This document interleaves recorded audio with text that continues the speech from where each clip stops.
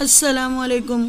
آج ہم اردو کا قواعد، سابقے اور لاحقے کا مطالعہ کریں گے۔ سابقے، کسی لفظ کے شروع میں کوئی علامت لگا کر اس سے ایک نیا لفظ بنایا جاتا ہے، اس علامت کو سابقہ کہتے ہیں۔ ذیل کے لفظوں کو پڑھیے اور ان کی بناوٹ پر غور کیجیے۔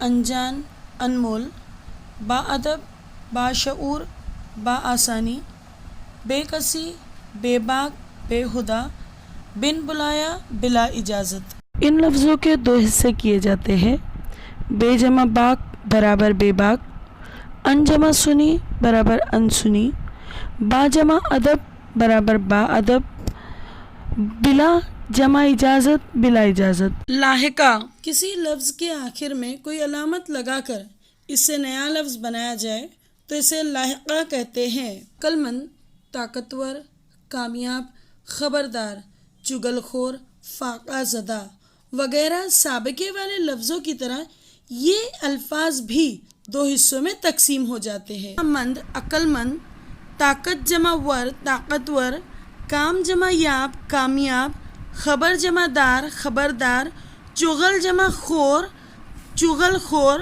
فاقہ جمع زدہ، فاقہ زدہ۔ یہ دونوں علامتیں یا جز زبان کا بہت اہم حصہ مانا جاتا ہے، جو کہ زبان کی وسعت کو بڑھانے میں مدد کرتے ہیں۔ یہ صرف اردو ہی میں نہیں بلکہ عربی، فارسی اور ہندی زبان میں بھی پائے جاتے ہیں۔ بچوں، سابقے اور لاحقے کی مدد سے ہم مختلف نئے الفاظ بنا سکتے ہیں۔ مختلف نئے الفاظ بنانے کی مشق کیجیے۔ جزاک اللہ۔ اللہ حافظ۔ دعاؤں کی طالب۔